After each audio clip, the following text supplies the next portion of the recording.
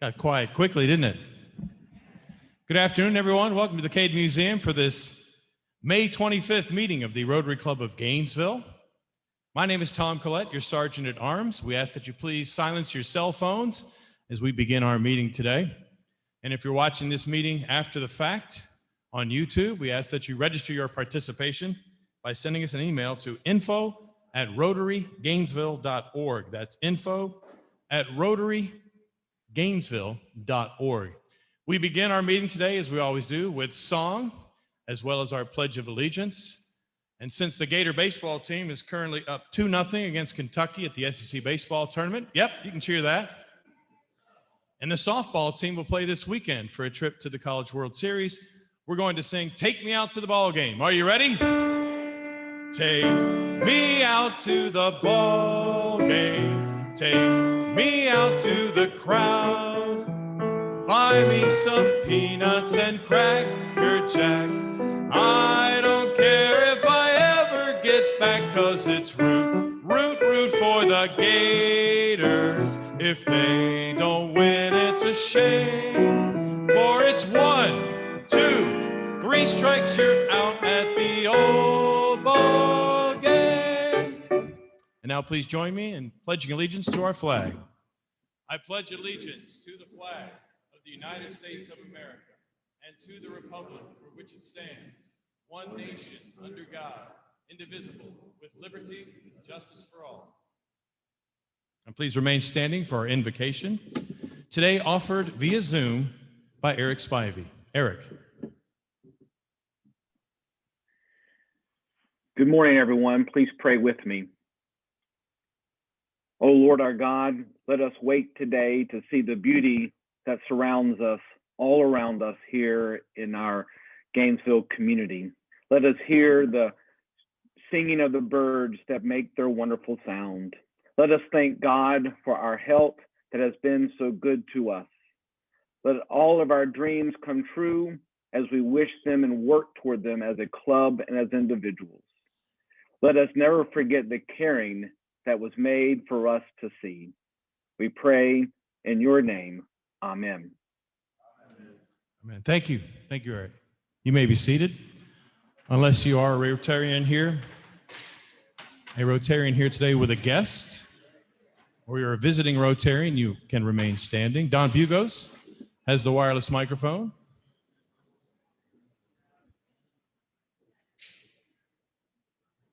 Seeing none, it looks like. Last chance if you're visiting. It's always a special day when we get to hear from our next presenter. With Memorial Day next Monday, it's time for a Memorial Day poem. Please welcome to the podium, it looks like he has props as well, John Gregory.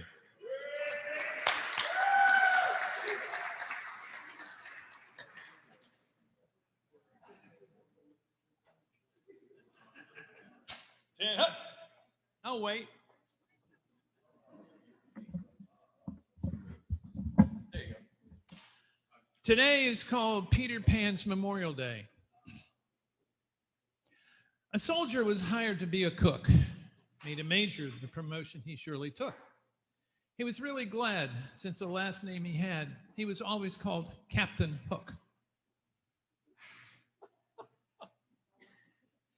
Let me give you a clue. I'm sure it's not new. It might seem strange, but when the enemy is in range, I believe that you are too. Generals who tried out for the band did pass, but the conductor was afraid of getting some sass. He looked at their horns, and then it was born. He'd put them in the section called brass.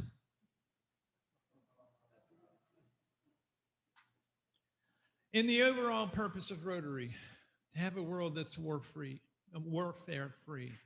For this, we need to introspect and further show our respect to our vets who served with gallantry.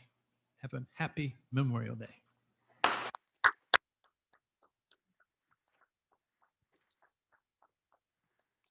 Thank you, John.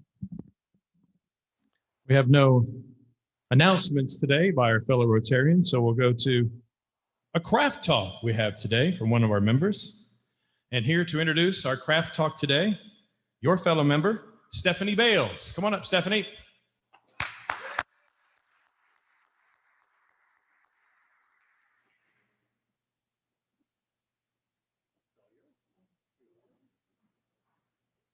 Hi, everyone. How are you? Good. So it is my honor today to introduce Phil Waite to this Rotary community. I met Phil almost 4 years ago when he applied for a position in our finance department at the CADE. At the time, we were bringing all of our financial operations in-house, and we needed someone who had big enough ideas and who could think big enough, but who also had the personality to roll up their sleeves and do the work. You know, not everyone is like that, right? And so since that first day, Phil has been a tremendous asset to the CADE. We will never be able to fulfill our vision of spreading an inventive mindset globally if we do not have a firm financial foundation. And he is a leader in this organization and has been instrumental in getting the policies, systems, and processes in place so that the rest of the team has a solid foundation upon which to build. Especially this last year, as our organization had to reinvent itself for COVID, Phil was instrumental in helping us access and tap into federal resources. It's been tremendous. Beyond his skill as our finance director, he is also our mechanic.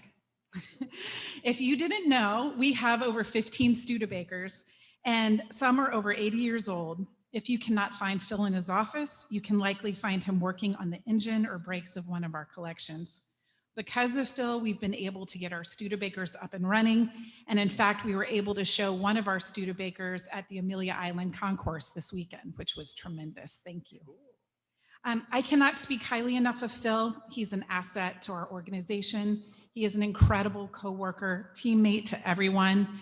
He's an essential member of our team, and we are better because of his gifts of time and knowledge that he gives us. So, welcome, Phil.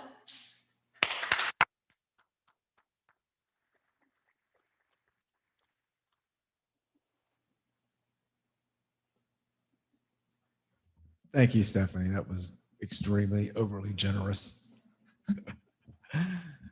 Good afternoon, everybody. My name is Phil Waite. I'm generally a disaster at public speaking, so just being up here at the podium is pretty nerve-wracking. But I did want to thank Stephanie for her nice comments, and it was much better than I could do. Anyway, this was an interesting task that when I learned about, I joined Rotary. I'm usually resistant to public speaking to the point where I just like to do an extemporaneous talk. So, you give me the idea. I jump up here, I don't write anything, but this time I had like months. So I wrote notes, which I will promptly forget and probably not refer to. Anyway, the task of the chat was interesting to me. It said, it's what is your craft? And I think most people would think, well, my craft is what I do for a living, what my history is, and how I support my family. And I could tell you that. I could tell you that I was born in Georgia, moved here with my family in 1981. So I've been in Florida for 40 years. And I think by this time, I'm a naturalized Floridian. I could let you know that I'm a proud graduate of UF. I got an MBA from there in 1987. After a brief hiatus in Miami, I've been back in Gainesville for 30 years. So, and it's a wonderful city to live in, a great place to have a family and raise kids. Lastly, I guess the main thing I could say is that I'm really proud to have a family. I've been married to my wonderful wife, Robin, for 16 years. I have 5 children, and they keep me sane. They keep me grounded. They keep me feeling alive.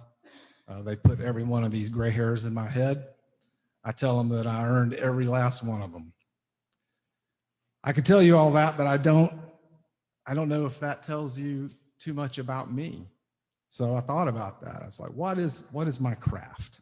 I'm gonna have to look at my notes here. So I'm putting my eyes on. I'd argue that most of what I've told you is superficial, and it doesn't tell you a lot about what me and how I feel and what my beliefs are. It took a lot of years of struggle to get where I'm at, and I feel like that I've overcome a lot of things, bitterness maybe to failures in my life, superficial jealousy of things that others had that I didn't have. And I believe that I really did not appreciate what I call the concept of service to others until my parents passed away. And I really took some time to really contemplate their lives and what that meant. And to me, they really exemplified people that would serve others, always willing to jump up and help me, my brothers, my family, their friends, and their community. And it really stuck with me and really gave me an example of how, in looking back, how I should live my life.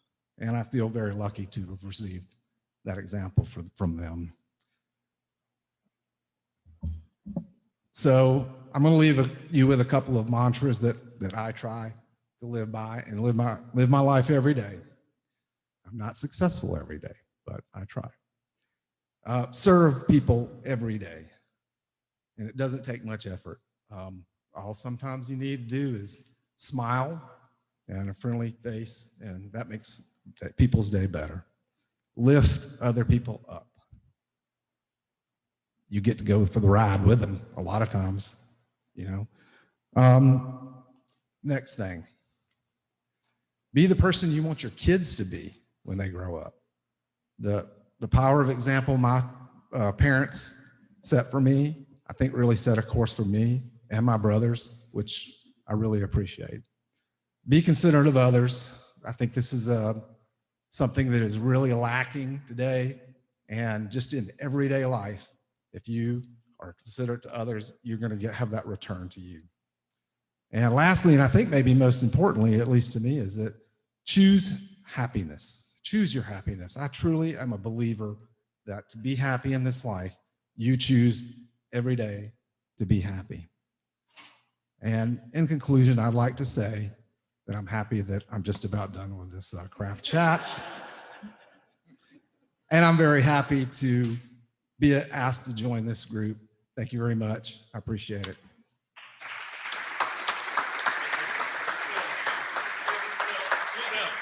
Hang on. I'm going to jump in here. Great craft talk. Very much. We choose to be happy and thankful that you're with us as a member and a part of this great organization here. And so the service aspect, you received your service above self coin at your membership induction, but now here is a plaque of your four-way test that you can display at home or office. And part 2 and then part 3 is we'll convert that red badge to a blue badge here in the very near future. Thank you very much. All right, thanks. I want to say one more thing. Jenna, I want to teleprompter. So, hey, there's putting in a plug for us. So thank you again, Phil, and the entire CADE team. They've been great hosts and accommodating it through this transition this year, and also from membership and involvement, and it's been much appreciated. Thank you all. So just a couple quick announcements. I need the readers too, Phil.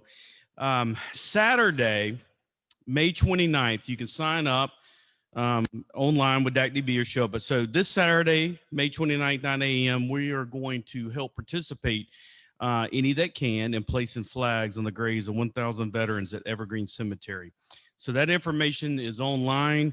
That's located at 401 Southeast 21st Avenue. TJ's done a great job in putting that, another great opportunity in front of us. So sign up online. It's 56 acres. There's a tremendous amount of space and opportunity to exercise, enjoy outdoors, socially distant, and take care of and honor at this time of the year. So thank you very much if you can do that. Also, I I will send out an email. It should come out by the time you get back, maybe to your office. Our friends at the Rotary Club of Downtown Gainesville, they have an annual auction. They're doing it online. They just sent it. If anybody be interested in taking a peek, I've sent that link. You can look at it and help out what they're trying to do in supporting the foundation and other things. So no obligation, but it's there if you want to take a peek and see if there's anything of interest. So at this time, we have had the privilege of seeing her beautiful face online for 11 months, and she's here to present today's speaker live, Miss Jenny Van Hart.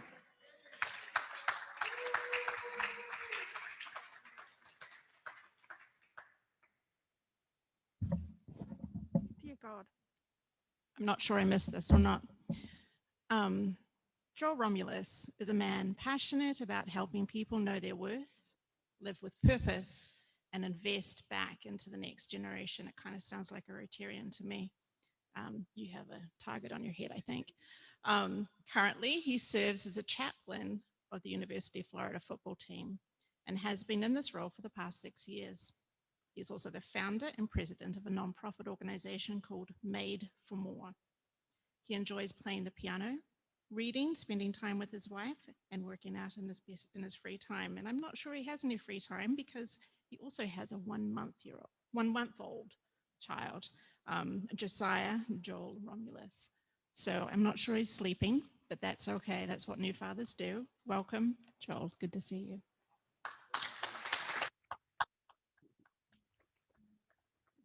Thank you, Jenny, for that warm introduction. And yeah, I got a little sleep today. I was sharing with the president how Josiah actually slept the longest stretch he's ever slept. And so I had to make sure to shake him that he was okay, because as a new father, I was like, is he breathing? Because he's never slept longer than 6 hours.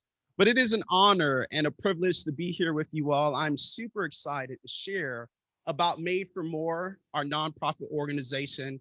But before I do, I want to just take a moment to share a little bit about myself and my journey.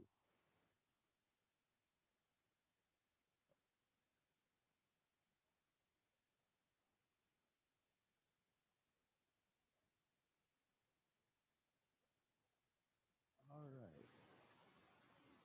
One slide before.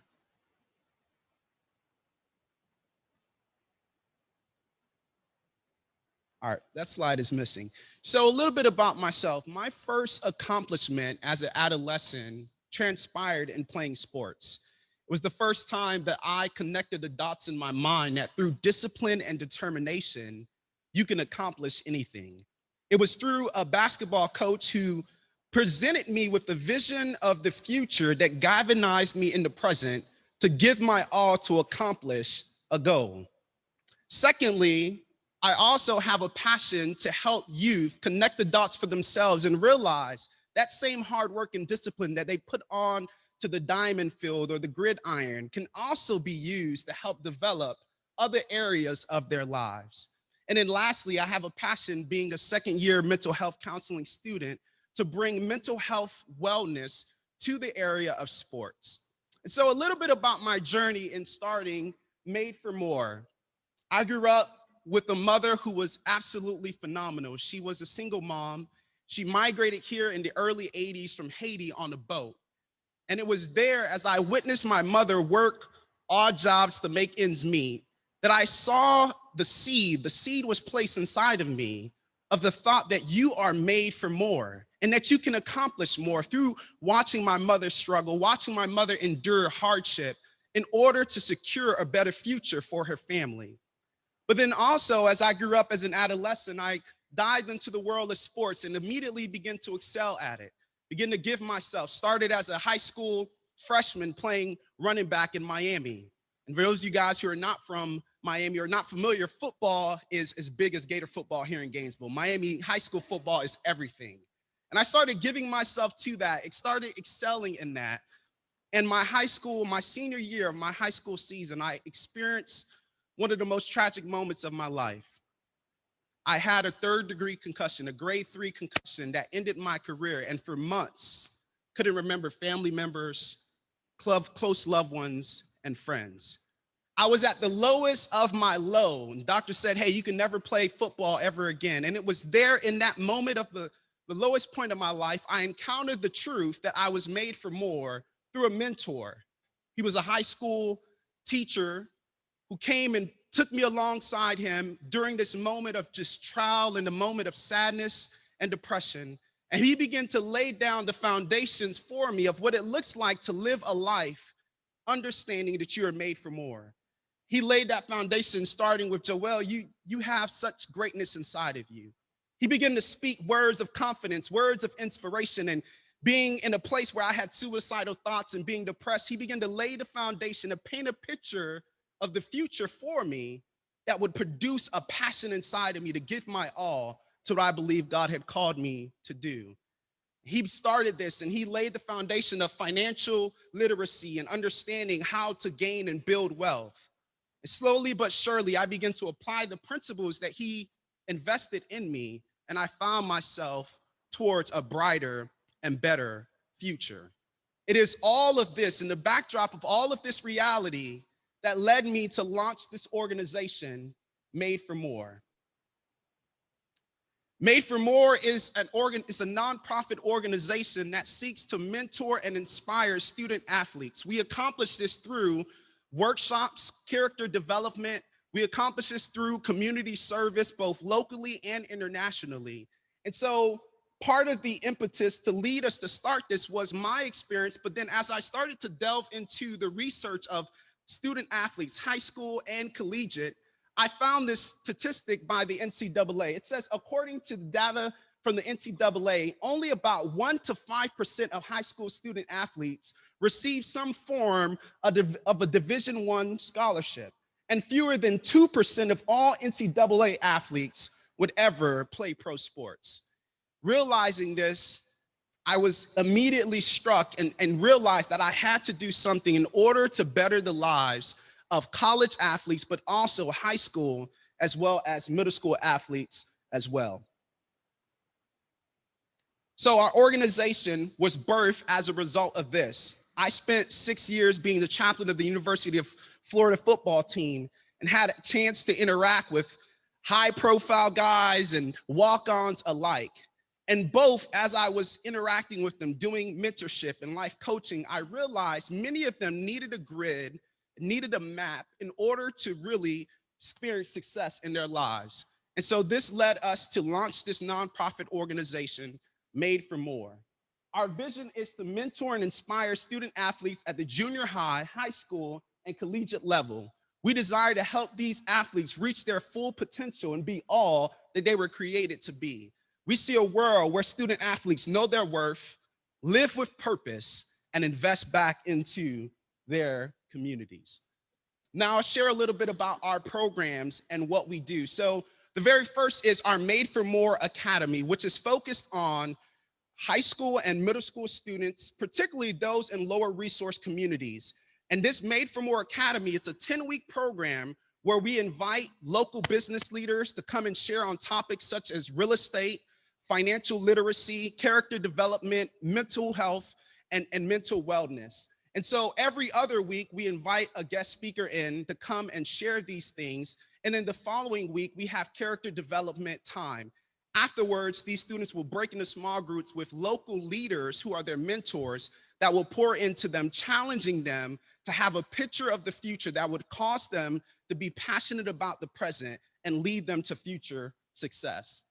We also have our University of Florida football team chaplaincy program where we do life coaching, counseling, in addition to coaches' Bible studies and things along those lines. And then lastly is the service aspect of what we do.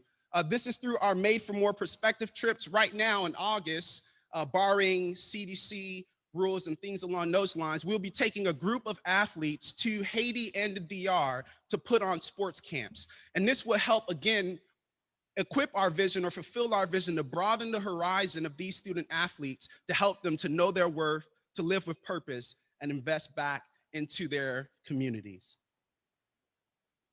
A little bit about our logic models and metrics for success. So within our Made for More Academy, every student that comes and partakes, we have them fill out a survey where we ask them particular questions. And so towards the end, we have them fill out a post survey as well. And there we can kind of measure how we are actually affecting our vision. And so some of these metrics are 95% of the student athletes report a change in their sense of purpose and direction for life beyond their sport. We desire that 100% of student athletes who participate in our program demonstrate leadership characteristics as measured by positive increases in their attendance, their class participation, and their behavior. We work closely. Right now, we have a group of 25 young men at Lincoln Middle School, and we work closely with their guidance counselors as they have to report weekly to them to fill out these point check sheets where we can measure how they're doing in these areas. We also desire that 75% of the student athletes we work with display a desire to invite or refer a friend to our program. And then lastly, student athletes are prepared to engage in life after football as measured by development of their after school 5 to 10 year career plan and portfolio. So towards the end of the programming for these high schoolers and middle schoolers, we desire to help map out for them as they discover through our programs, our enrichment activities, what they're good at. We desire to help map out for them a plan that would help them fulfill their purpose and their dreams. Lastly, where are we today? As within our chaplaincy and leadership program, we've had over the past 6 years, 300 student athletes at the University of Florida football program participate. The Made for More Academy is something we launched this past fall. We had 25 students that was a part of it. Right now, coming in the end of June, the beginning of June, we'll have a graduation ceremony where 15 of these young student athletes would graduate from our program this coming June. Lastly, we have our Made for More perspective trip that we'll be taking come August to the DR and to Haiti, where we'll be putting on sports camps and things along those lines. I'll say briefly, and just adding to that before I take questions, and this last slide is my contact info. We are currently working on a summer program where some of the students who graduate from our program can go and actually spend 6 weeks with a local business. Right now, we're working with Maple Street Biscuit to do a leadership program where these students can come, have work experience, but then also be challenged to invest some of their finances into a CD and just give them vision for how to actually live out their dreams and their passions.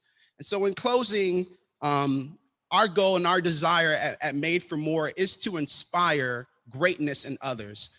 It was the Reverend Dr. Martin Luther King who said, "An individual has not yet lived until he can rise above the narrow confines of his individualistic concerns to a broader concern of all of humanity." And we have the privilege to work with college athletes at a very high level who then matriculate into the professional league and encourage them to give back. And in so doing, we create this symbiotic relationship where many of our former college athletes who are in the professional level are coming back to be our guest speakers to some of these high schoolers and middle schoolers and really bringing the message that they are made for more. They're created for greatness. They're created to live a life where they know their worth, they live with purpose, and they invest back into their communities. So with that, I'll take any questions that you all may have. Thank you again for having me.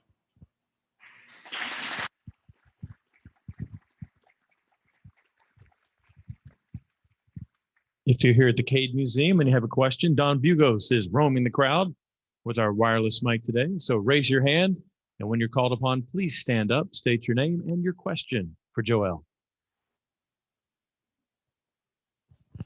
Thank you, Joel. Brendan Shortley, as a former athlete, you probably know that with these programs and the sense of connection, you do better on the field too. And I'm curious, do you get a chance to be down there on the field, especially during football games? And do you get the chance to bring the high schoolers in maybe occasionally to meet the older guys? Absolutely. Great question. Yes. So I have the privilege to travel with the team, to be there on the field at home games and away games, and to be a source of encouragement and inspiration. And I just want to affirm your point. I tell athletes all the time, we're holistic beings. And so if your mental health is not well, it will show up onto the field. And so being there as a source of encouragement, as a source of inspiration for them. That's something I have the privilege to do. And in terms of some of the high school and middle school, there are some tricky levels with NCAA compliance with high schoolers, but for sure some of our middle schoolers were able to bring in some of those athletes in, and they look up to Gator football. And so having some of the athletes that we pour into kind of share the message of, hey, work on your craft, but also build in other areas of your lives as well. So great question. Thanks for asking. Up front, we have one. Go ahead and wait for the microphone from Don so everyone on Zoom could also hear the question. Great presentation. And I was a former athlete, so I have a couple of questions. After your injury, did you recover back to play college? And then you're bringing in a good point, looking at that statistics. As an athlete, before I played soccer, real football, of course, I want to be Messi. I want to go to pro, but yes, the reality is there's certain small portion that could make it. So especially when it comes to the minority, it has got into our population that I want to be LeBron James, but that's not the reality. Yes. So in this case, are you incorporated what is the alternative, such as people that have been critically injured, to think on the activities that you are saying early on? And final question is within the University of Florida, because everybody want to go to pro. And have you seen cases of people being injured in the field, but they don't have alternative? Meaning maybe academic was not their priority. Because I remember when I played college soccer, my bill was being paid, but I know that I could get injured anytime. So I went and pursued the academic pursuit as an alternative. Mm-hmm. So great work, but what is the alternative? The reality about the low statistics of everybody cannot make it to pro. What is the alternative beside also education? Thank you. Awesome, great question. So to answer your first question in terms of my own experience, so I received a Division I offer on my high school year, last game of my football season, and then experienced a concussion that really affected me mentally. And as a result, the doctors, were saying, hey, you can't go and play anymore. And so I had to hang up the cleats, and I experienced depression because I had given my all to that. And my mentor really helped. He was a licensed mental health counselor, really walked me through other alternatives. And to answer your question, the encouragement is, oftentimes we tell people to follow their dreams, but you can only dream of what you can imagine. And this is where exposure is everything, right? The positive exposures to other alternatives. A lot of times athletes are so myopic, which is a good thing, right? They're so focused and they're so driven that oftentimes they're not aware of other realities, other things they can do. And I think part of the programming that we have on the collegiate level, on the high school level, and even on the middle is to open up that exposure.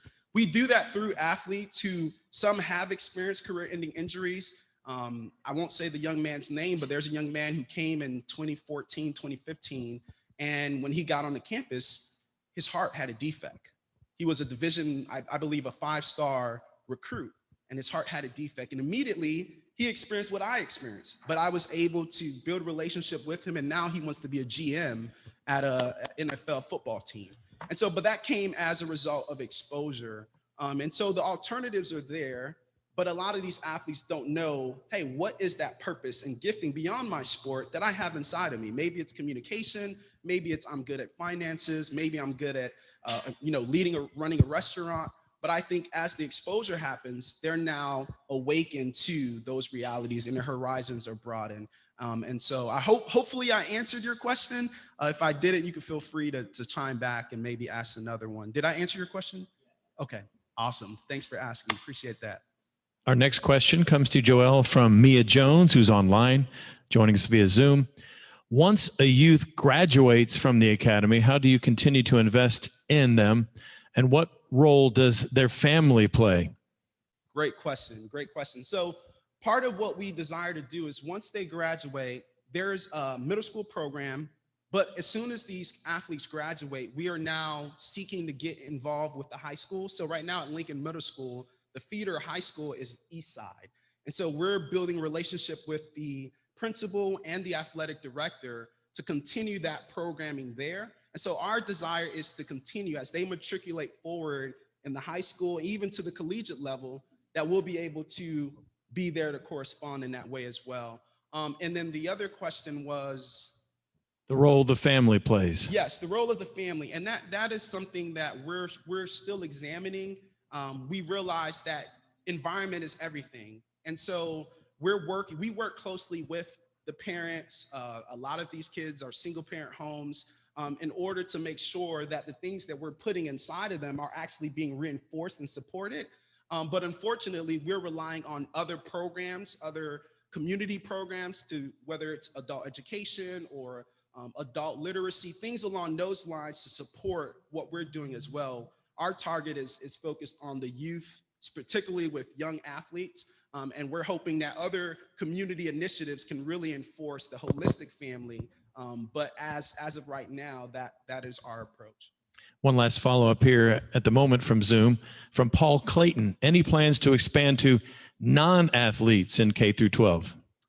As of right now, we are focused particularly with athletes. I think a lot of the youth that we're working with, when we say athletes, for instance, in the middle school level, these are kids who are involved in club sports in different areas. Some of them are just like, I like basketball and I want to be a part of the program. There's no high barrier mark for them to be a part in that regard. So we are hitting a lot of the K through 12 non-athletes in that regard. Not serious athletes, but our focus right now is particularly athletes. Great question. Let's go back out to the crowd. Please stand, state your name and your question, please. Yeah, thank you. Very, very good. I love your energy. My name is Bill Staslitz, and my question is, does your organization have a physical location, and do you work part and parcel with the Rector House? Oh, great question. Great question. No, we do not have a physical location at the moment. Our offices, we use some of the offices over at, I guess, it's one of the churches where Greenhouse Church was. And so we kind of set up shop there. And in terms of, do we work with the Riker House? We do not currently. We've had relationship. JJ Alexander, the president of the Riker House, is a good friend. He's actually working together with me to build a curriculum. We've gone through a curriculum with these recent 15 kids, but we're revising that. And JJ, who's the president of the Riker House, is working closely with me. A lot of the DNA of the Riker House are similar, but again, our approach and what we're doing is slightly different. But great question. Thanks for asking. Oh, really? Jay, yeah, Mr. Alexander is great. Awesome. Laurie Vidal. I've had the privilege of being a motorsports and NASCAR, work with the NASCAR chaplaincy for quite a number of years, about 26 years. And what a great opportunity you've got. These international trips that you have planned sound really powerful and very interesting. I'm thinking about this because I'm visualizing in my mind getting a bunch of guys who play the real football like we play here in America down there in the Dominican Republic of Haiti. And I'm trying to this should be really fun to see maybe some football players out there with a ball that's not shaped the right way. So are you planning on doing some video work on this so we can see how these guys respond? Absolutely. Yeah, we'll for sure do some video work. And we've worked with the football team, but through just this program, we're actually expanding to working with track. We actually are working with the Olympic athlete right now who's getting ready to play in the Olympics. So we work with the track team in addition to the basketball team as well. And so that's also an area of focus. But yeah, we'll for sure get some video footage of some of these guys having a blast with some of these kids in the DR in Haiti. David Gracie, you've got such a authentic message. Your organization just is fantastic. And I think, your background, as you describe it, you can really relate to these kids who maybe haven't had an injury, but they're going through something, and they can see you and say, hey, you know what? he's kind of like me. I want to be like that guy when I'm 30 or whatever your age is. I was a high school football player also, and I had a career-ending injury my senior year, and I still had I was able to still go to college, but I remember that was my kind of first experience with true despair. Yes. And so I see what you're saying, and I don't know how. I know you've got a method of doing this, but how do you identify the counselors that can help these kids and can really relate to what they're going through and help them kind of get through whatever they're experiencing? How do you identify the individuals? Because that obviously is key, and these are special people. Absolutely. I think the key thing through our screening, specifically for our mentors, I think you said it. I think you don't necessarily have to be an athlete. If you've played before, then you understand the rigor, you understand the pain, you understand the perseverance that's necessary when you're giving your all to your craft at that level. But there's not a lot of counselors or mentors in that specific pocket who played before. However, there is one key ingredient that I believe translates across all ethnic lines, all specific interests. And I believe that one thing is authenticity. And if you're able to be authentic, you're able to lead with vulnerability, you're able to connect with anyone, irregardless of, you've been a nerd your whole life and this is an athlete. So what I found is some of the people that we've brought in to mentor, if they have those qualities of authenticity and vulnerability, our athletes connect with them because they're experiencing whether pain or frustration, their dreams being shattered, they're not being good enough, they're sitting on the bench, whether on the collegiate level, hey, I came in as a freshman, I was the top guy, and I'm not that successful as I thought I would be. If you're able to really display vulnerability and really display and convey authenticity, those guys connect with. I mean, you'll be shocked the people that they connect with who have, they're not strong, they're not buff, they can't bench 225, but they're authentic and they're humble and they're willing to be vulnerable. Man, they have some great relationships in that regard. So that's how we kind of handpick and choose. Great question. Thanks for asking. Next question comes from someone watching via Zoom, Kevin Thorpe. Joel, please describe the influence that middle and high school athletes have on the rest of the student body in their schools. Oh, that's a great question. So we work closely with Lincoln Middle School with Principal Strappy.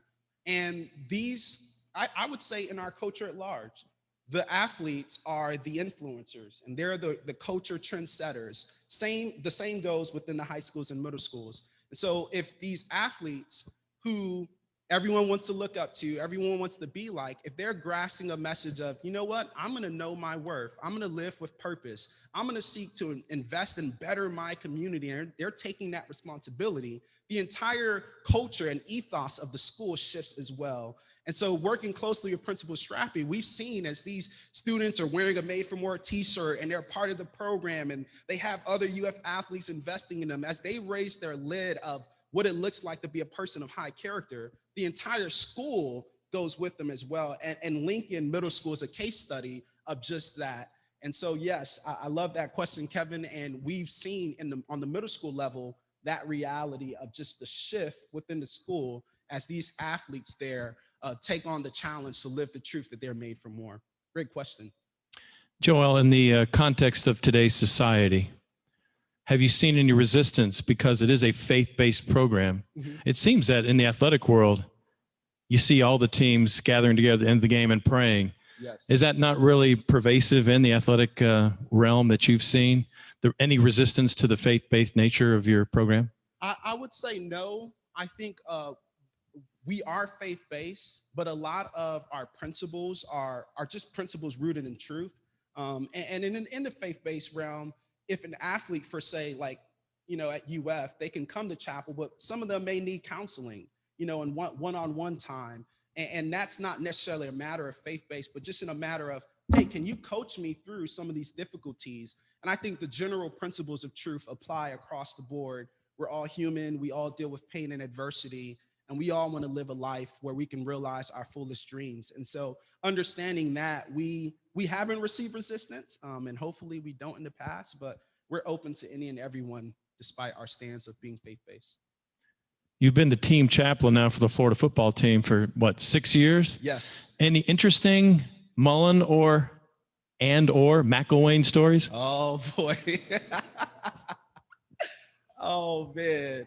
Okay, so I'll share this one story with you. So it was, I believe it was the Texas A&M, and so due to COVID, I wasn't able to travel this past season, and so instead we did Zoom online. But Coach Stan Mullen has 100 things going on, and it's the tradition. As the game is over, we come into the locker room. The very first person that addresses the team is me. Coach Mullen would say, "Joel, lead us in prayer." That's the very first thing that happens. And this time, Coach Mullen just being busy and having a whole lot of things going on, Coach Mullen goes into the locker room after the Texas A&M game, and he's like, "Hey, where is Joel, to lead a prayer?" And they're like, "Joel's not in here." And so he's like, "Okay, where is Coach Greg Knox to lead a prayer?" And Coach Greg Knox not in there. And then finally, one of the players say, "Coach, why don't you lead us in prayer?" And Coach goes on to say, he goes on to lead a prayer, and he starts this one way, and it was a prayer mixed with like a victory speech of just, "Lord, we thank you for the win, and man, we should have won that game, but you guys wasn't playing hard enough." And it was the most hilarious things. The players still rave about that moment now, and they say, "Hey, Coach, lead us in prayer." Coach is a great guy. He's a spiritual person, but yeah, that's simply my task and my job. But yeah, that's one funny story. The guys won't let him down on that one. Anybody here? Anybody on Zoom? You have just a couple more moments for questions for Joel here today. And I will throw in one more since we don't have one at the current time. Certainly a player here at the University of Florida who overcame a lot of disappointment all the way from high school through his college career was Kyle Trask. Yes. Didn't start in high school, didn't start at UF until really an injury to another player who left and transferred away. But anything you can share about what Kyle Trask went through and what you observed? Well, yeah, Kyle, I think, was a phenomenal just individual and person with grit and determination. And I think when I mentioned, having a picture of the future that galvanizes us in the present, I think that epitomizes Kyle Trask. He was someone I interacted with, interfaced with, dialogue, had one-on-ones, traveled with and talked about various things. But he was someone, if I can put him in front of a group of high schoolers or middle schoolers to really have them share about discipline and determination, and then use that same grit and apply it to every area of your life, man, I think we would have a group of great, successful young people coming up in our generation. So he did it on the football field, but the same applies when you're selling vacuum cleaners, right? And you get rejected that first time, but you keep going and you have that vision. Kyle epitomizes that. And it was just an honor to be able to rub shoulders with him and see his story unfold. And hopefully, I'm still in touch with him. He can come back and share at our program and share with kids about just his journey and perseverance and endurance. So thank you. Thank you for that question. It's great. Everyone, please join me now in a warm round of applause for Joel.